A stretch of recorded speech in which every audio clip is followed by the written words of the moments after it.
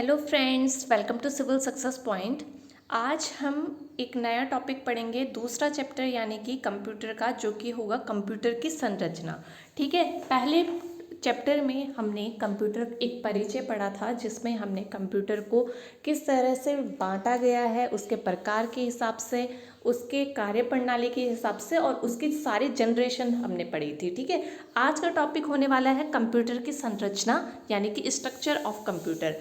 अब देखिए, संरचना के अनुसार कंप्यूटर को निम्न भागों में बांटा गया है। बस इसी तरह के क्वेश्चन होते हैं जो कि आपको कंफ्यूज करते हैं एग्जाम में, इसलिए आपको जो है अच्छे से पढ़ना है।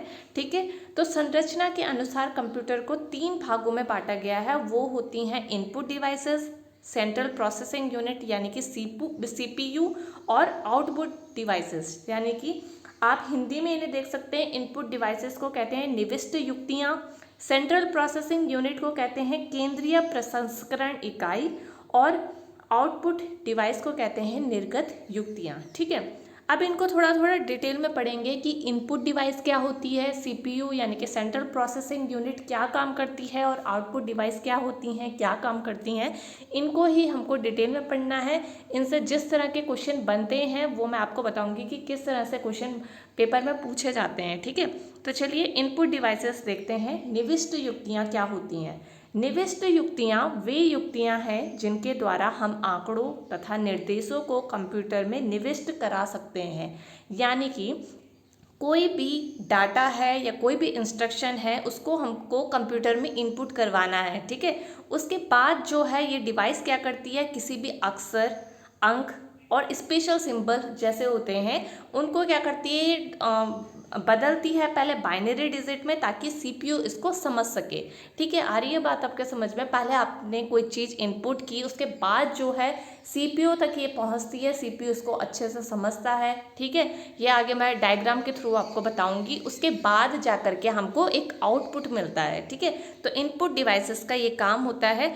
अब आपको देखने हैं कि इनपुट डिवाइसेस कौन कौन सी हैं जिनसे क्वेश्चन इस तरह से बनते हैं कि आपको एक क्वेश्चन दिया जाता है और पूछा जाता है कि इनमें से कौन सी एक इनपुट डिवाइस नहीं है।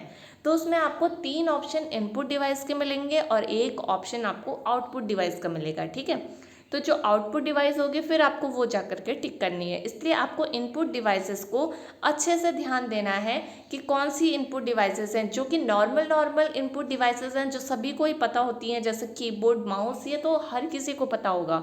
ठीक है, तो एक आध ऑप्शन ये उसमें पड़ जाता है, बाकी ऑप्शन इस तरह से देते हैं वो, जैसे लाइट पेन हो गया, ट्रैक बॉल्स हो गया, जॉयस्टिक हो गई, ये ऑप्शन ज़्यादा आते हैं। ठीक है, तो आपको इनको ध्यान से देखना है। देखिए, keyboard, mouse, track balls, joystick, scanner, microphone, web camera, barcode reader, optical character reader यानी कि आप इसको ऑप्टिकल कैरेक्टर रिकॉग्निशन ऐसे भी लिखा होता है, MICR का बहुत बार इसकी फुल फॉर्म पूछी गई है डायरेक्ट। ठीक है, कि MICR की फुल फॉर्म क्या है, और 4 ऑप्शन आपको दे दिए जाते हैं। इसकी फुल फॉर्म है मैग्नेटिक इंक कैरेक्टर रीडर या रिकॉग्निशन। ठीक है, OMR optical mark reader, Kimball tag reader. ठीक है, speech recognise system, light pen, touch screen, touch pad, graphic table, biometric sensor और पंच कार्ड रीडर। ये सारी की सारी जितनी भी हैं ये इनपुट डिवाइसेस हैं, इनको नोट डाउन कर लेना। ठीक है, इससे एक क्वेश्चन बन जाता है। ठीक है, चलिए आगे बढ़ते हैं। अब पढ़ते हैं सेंट्रल प्रोसेसिंग यूनिट यानी कि केंद्रीय प्रसंस्करण इकाई। ठीक है, अब देखिए, कई बार तो सिंपली क्वेश्चन पूछ लिया जाता है कि सीपीयू की फुल फॉर्म क्या होती है। देखिए, एक पेपर जब बनता है उसमें कई क्वेश्चन जो है थोड़ा इजी भी होते हैं, तो इस तरह से क्वेश्चन बनता है। ठीक है, तो सीपीयू का पूरा नाम क्या होता है? सेंट्रल प्रोसेसिंग यूनिट होता है। इसे माइक्रो प्रोसेसर के नाम से भी जाना जाता है। इसको कंप्यूटर का दिमाग कहते हैं। ये भी सभी को ही पता होगा कि CPU is known as brain of computer. ठीक है, तो ब्रेन इसको कहते हैं कंप्यूटर का, जो जटिल से जटिल गणनाओं को कर सकता है।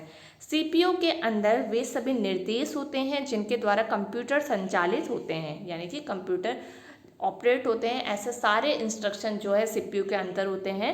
सीपीयू कंप्यूटर सिस्टम के सारे कार्यों को नियंत्रित करता है और इनपुट को आउटपुट में रूपांतरित करता है। ठीक है, तो जैसे मैंने आपको बताया, आपकी इनपुट, अगर कोई इनपुट डालोगे तो उसके बाद जो है वो सीपीयू तक पहुंचता है, फिर सीपीयू जो है उसको कन्वर्ट करके एक आउटपुट हमें देता है। ठीक है, तो चलिए अब देखते हैं कि सीपीयू के अंदर जो है कितने भाग हैं। ठीक है, तो सेंट्रल प्रोसेसिंग यूनिट यानी कि सीपीयू को 3 भागों में बांटा है। तो किस तरह से ये काम करेगा सीपीयू, ये आपको मैं डायग्राम के थ्रू बताऊंगी अभी। ठीक है, तो सबसे पहले ये जानिए कि सेंट्रल प्रोसेसिंग यूनिट को 3 भागों में बांटा है। पहला क्वेश्चन तो यही है कि कितने भागों में सीपीयू को बांटा है, तो वो है एक कंट्रोल यूनिट, एक है अर्थमेटिक लॉजिक यूनिट, ठीक है, और एक है मेमोरी यूनिट। ठीक है, अर्थमेटिक लॉजिकल यूनिट इसको कर लेना। ठीक है, लॉजिक या लॉजिकल कुछ भी, कभी लॉजिक ही दे दें। ठीक है, तो मेमोरी यूनिट में कभी कभी ऑप्शन आ जाता है रैम। ठीक है, तो देखिए कंट्रोल यूनिट क्या काम करता है, इसको हम डायग्राम के थ्रू समझेंगे और आपको सीपीयू की पूरी ही प्रोसेस आपको इस डायग्राम के थ्रू समझ में आ जाएगी। ठीक है, तो देखिए सबसे पहले जो है इनपुट आप डालोगे तो वो जाएगा मेमोरी में। ठीक है, उसके बाद मेमोरी से कोई भी इनपुट, कोई भी डाटा या कुछ भी सिंबल, इंस्ट्रक्शन जो भी आपने डाले हैं वो पहुंचेगा कंट्रोल यूनिट में। ठीक है, अब कंट्रोल यूनिट क्या करेगा कि इसको सही मेमोरी तक पहुंचाएगा। अब मेमोरी जो है वो मेमोरी भी कई प्रकार की होती हैं, जैसे इंटरनल मेमोरी हो गई, एक्सटर्नल मेमोरी हो गई। ठीक है, तो इंटरनल मेमोरी में भी जैसे रैम, रोम इस तरह से आते हैं। तो जो कंट्रोल यूनिट का काम होता है, सबसे पहले इसका काम यही होता है कि ये इसको पहले सही मेमोरी में पहुंचाए। ठीक है, तो सही मेमोरी में पहुंचाने के बाद ये दोबारा से बैक आता है।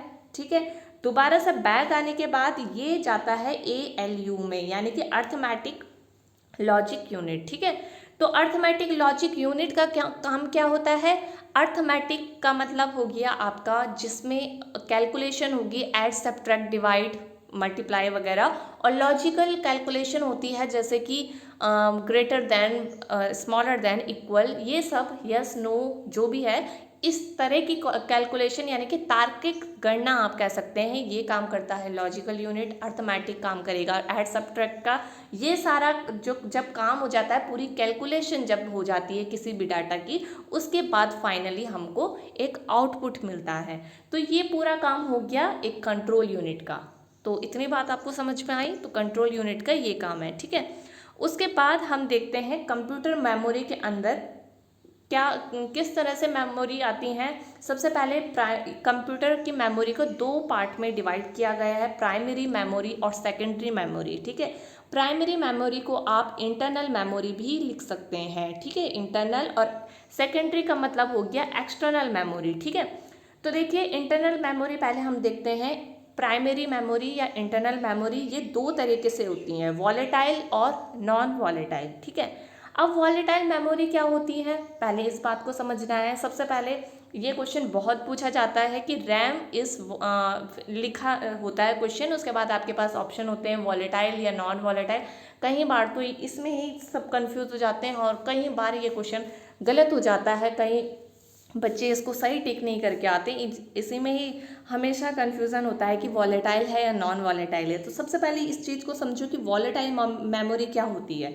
देखिए वॉलेटाइल मेमोरी वो होती है जब तक आपका जो सिस्टम ऑन है, यानी कि आपका अगर कंप्यूटर ऑन है तो तब तक ये स्टोरेज रैम में रहेगा, अदरवाइज पावर ऑफ करते ही आपका जो ये रैम है इसमें स्टोरेज जो है सारा फिर गायब हो जाता है। यानी कि वॉलेटाइल मेमोरी जो होती है वो पूरे समय तक नहीं होती है। वहीं नॉन वॉलेटाइल की बात करें तो नॉन वॉलेटाइल जो है इसमें स्टोरेज रहता है। ठीक है, तो इसको आपको ध्यान रखना है। तो रैम जो है यानी कि रैंडम एक्सेस मेमोरी, वो क्या है, वो जो है वॉलेटाइल मेमोरी है। और रोम यानी कि रीड ओनली मेमोरी इसकी फुल फॉर्म होती है। आप नोट डाउन कर लीजिए, मैंने इसको लिखा नहीं है, मैं इसको बता दूंगी आपको सबको ही, सबकी फुल फॉर्म।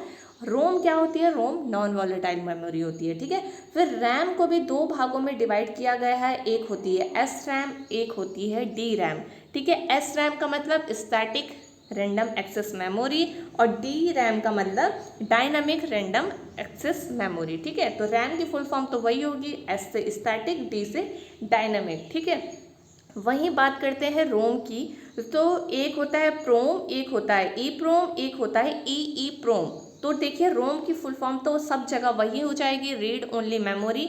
तो यहाँ पर पी से प्रोग्रामेबल हो जाएगा, पी से इरेजेबल प्रोग्रामेबल हो जाएगा, और पी से इलेक्ट्रिकली इरेजेबल प्रोग्राम हो जाएगा। ठीक है, इसको आपको ध्यान रखना है। और रोम से क्या हो जाएगा, रीड ओनली मेमोरी। तो ये तो हो गई प्राइमरी मेमोरी की बात। उसके बाद जो है सेकेंडरी मेमोरी में 3 प्रकार की मेमोरी होती हैं। एक होती है मैग्नेटिक स्टोरेज, एक होती है ऑप्टिकल स्टोरेज, और एक होती है फ्लैश स्टोरेज। मैग्नेटिक स्टोरेज में आपका आ जाएगा SD फ्लॉपी डिस्क और मैग्नेटिक टेप। ऑप्टिकल स्टोरेज में आ जाएगा आपका CD DVD, इस टाइप की चीज़ें जो है ऑप्टिकल स्टोरेज में आ जाएंगी, ब्लू रे।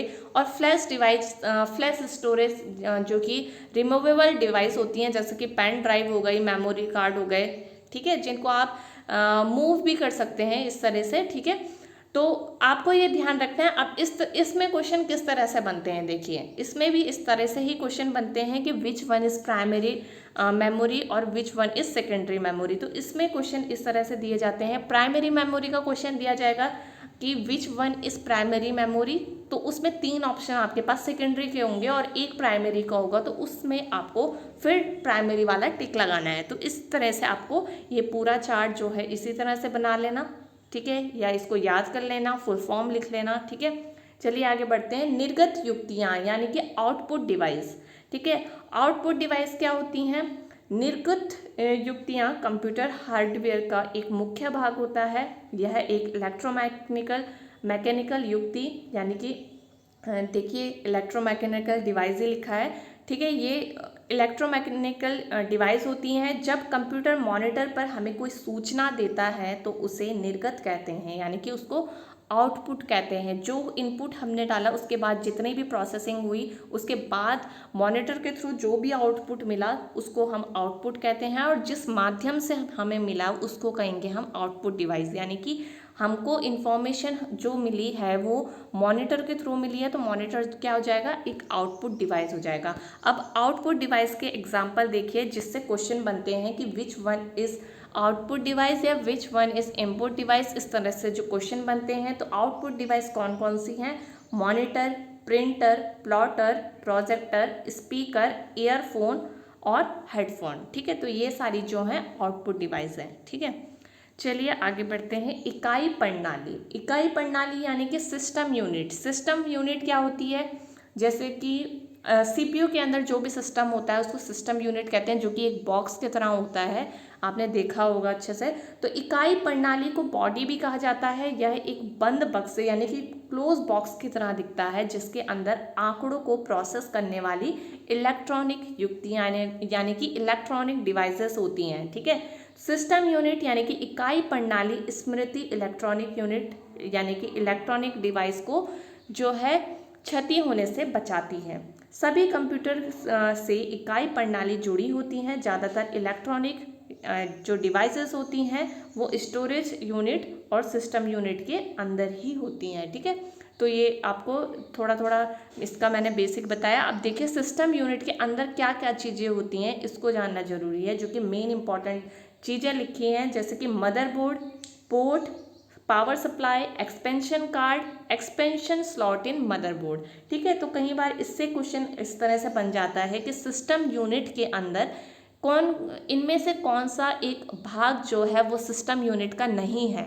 इस तरह से क्वेश्चन बनता है। तो आपको ये ध्यान रखना है कि motherboard, port, power supply, expansion card, expansion slot इन मदरबोर्ड, ये सारे जो हैं वो किसके पार्ट हैं? इकाई प्रणाली यानी कि सिस्टम यूनिट के भाग हैं। ठीक है, अब इसको थोड़ा थोड़ा सा डिटेल में देखते हैं कि मदरबोर्ड क्या होता है, पोर्ट क्या होता है, पावर सप्लाई क्या होता है। ठीक है, तो मदरबोर्ड देखिए, मदरबोर्ड पहला इंपॉर्टेंट क्वेश्चन कि मदरबोर्ड को मुख्य बोर्ड या प्रणाली बोर्ड भी कहा जाता है। ठीक है, तो इस तरह से क्वेश्चन बनता है कि मदरबोर्ड का अन्य नाम क्या है?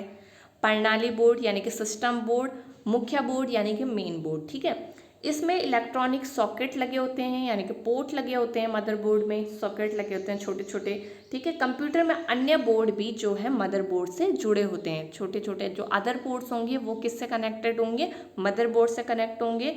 मदरबोर्ड में अनेक प्रकार की मेमोरीज लगी होती हैं, अनेक प्रकार की स्मृतियाँ जो है वो मदरबोर्ड में ही लगी होती हैं। ठीक है, चलिए आगे।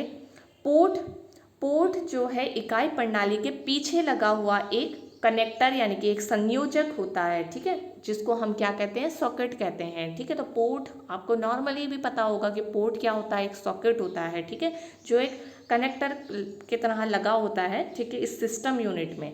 बाहरी युक्तियाँ जैसे कि एक्सटर्नल डिवाइस हैं बाकी बाहर की, जैसे कि मॉनिटर हो गया, कीबोर्ड हो गया, माउस हो गया, इन सारी की केबल जो है किस पे लगी होंगी, इस पे जो है इससे जुड़ी होती है। देखिए बाहरी युक्तियों को केबल की सहायता से पोर्ट में जोड़ा जाता है, जैसे मॉनिटर, कीबोर्ड, माउस, माइक्रोफोन इत्यादि। तो ये पोर्ट कहाँ होता है, ये उसी बॉक्स के पीछे होता है और इसमें ही जो है सारी केबल जुड़ी होती हैं। कभी आप अपना जो भी होगा सिस्टम होगा घर में, उसमें देखना कि किस तरह से ये केबल, सबकी केबल जो है इसमें जुड़ी होती हैं सॉकेट के थ्रू, ठीक है। केबल एक छोर पर इकाई प्रणाली पर लगे पोर्ट से जुड़ा होता है, ठीक है, तथा दूसरे छोर पर लगे कनेक्टर से जुड़ा होता है। तो इस तरह से पोर्ट यही होता है, ठीक है। इससे तो कोई क्वेश्चन ज़्यादा बनता नहीं है, पर फिर भी नॉर्मल नॉलेज के लिए पावर सप्लाई क्या होता है, ठीक है। पावर सप्लाई यानी कि पावर का सप्लाई, ठीक है। शक्ति आपूर्ति एक विद्युतीय युक्ति है जो कंप्यूटर से जुड़ी सभी युक्तियों को शक्ति आपूर्ति प्रदान करती है। शक्ति आपूर्ति यानी कि पावर सप्लाई की जो कैपेसिटी होती है, जो क्षमता होती है, उसको किस में मेज़र किया जाता है, किस में मापा जाता है, वाट में। तो इसको इम्पॉर्टेंट कर लेना, कभी कभी क्वेश्चन पूछ लिया जाता है, ठीक है। और ये जो पावर सप्लाई है वो किस करंट को किस करंट में बदलता है, तो ये भी इम्पॉर्टेंट क्वेश्चन है। ये अल्टरनेटिंग करंट को डायरेक्ट करंट में बदलता है, यानी कि प्रत्यावर्ती धारा को दिष्ट धारा में पावर सप्लाई जो है इसको बदल देता है, ठीक है। शक्ति आपूर्ति जब करंट जो सप्लाई होता है उस समय जो अल्टरनेटिंग करंट है वो डायरेक्ट करंट में जो है बदल जाता है, ठीक है। तो इसको आपको ध्यान रखना है। आगे बढ़ते हैं, विस्तार कार्ड यानी कि एक्सपेंशन कार्ड अब कितने प्रकार के होते हैं, ठीक है। एक्सपेंशन कार्ड जो है network card, video card, modem और ऑडियो कार्ड, इतने प्रकार के होते हैं। अब इसमें ज़्यादा जानने की ज़रूरत नहीं है, बस मॉडेम की फुल फॉर्म आपको ध्यान रखनी है। मॉडेम की फुल फॉर्म होती है मॉड्यूलेटर और डीमॉड्यूलेटर, ठीक है। MO से मॉड्यूलेटर, DEM से डीमॉड्यूलेटर, ठीक है। बाकी audio card, video card, network card, इनसे संबंधित प्रश्न कुछ नहीं आएंगे, बस यही आएगा कि एक्सपेंशन कार्ड में कौन सी चीज़ होती है, कौन सी नहीं होती, इसको ही आपको ध्यान रखना है, ठीक है। आगे बढ़ते हैं, कंप्यूटर की इकाइयाँ। आज का लास्ट जो है पॉइंट है, आज के फैक्ट्स जो हैं जिससे क्वेश्चन बनते हैं, और इसमें सबसे ज़्यादा बार क्वेश्चन पूछा गया है 8 बिट इक्वल्स टू 1 बाइट, ठीक है। आपने कहीं बार कंप्यूटर के जो पेपर होते हैं उसमें देखा होगा कि ये क्वेश्चन बहुत बार पूछा गया है। तो चलिए इसको मैं थोड़ा थोड़ा बता देती हूँ। वैसे तो बहुत सारी इकाइयाँ होती हैं पर ज़्यादा नहीं, बस आपको कुछ कुछ ध्यान रखनी है। 4 बिट इक्वल्स टू 1 निब्बल होता है, 2 निब्बल इक्वल्स टू 1 बाइट होता है, 8 बिट इक्वल्स टू 1 बाइट होता है, और 1024 byte equals to 1 kilo byte होता है, ठीक है। एक की KB जिसको आप कहते हैं। फिर KB के बाद तो आप परफेक्ट हैं, है ना। KB के बाद MB के बाद GB, ठीक है। GB के बाद TB यानी कि टेराबाइट, गीगाबाइट, मेगाबाइट, आपको पता ही होगा। उसके बाद फिर 1024 kilo byte equals to 1 megabyte हो जाएगा। फिर 1024 मेगाबाइट इक्वल्स टू 1 गीगाबाइट हो जाएगा। फिर 1024 गीगाबाइट इक्वल्स टू 1 टेराबाइट हो जाएगा। इस तरह से आपको इसको लिख लेना है। ज़्यादा नहीं पूछा जाता, बस ज़्यादा से ज़्यादा जो है किलोबाइट या मेगाबाइट तक पूछा जाता है, और इससे ज़्यादा नहीं पूछा जाएगा। सबसे ज़्यादा पूछा जाने वाला प्रश्न यही है कि 8 बिट इक्वल्स टू 1 बाइट, ठीक है। तो आज का टॉपिक यही है। कल इससे संबंधित प्रश्न मैं लेकर के आऊँगी, आपको इसको अच्छे से पढ़ना है, अच्छे से समझना है। अब क्वेश्चन देखना आप किस तरह से इससे बन करके आएंगे, ठीक है। तो आज के टॉपिक में बस इतना ही। अब नेक्स्ट वीडियो में मिलेंगे, तब तक अपना ध्यान रखिए। Bye bye, take care.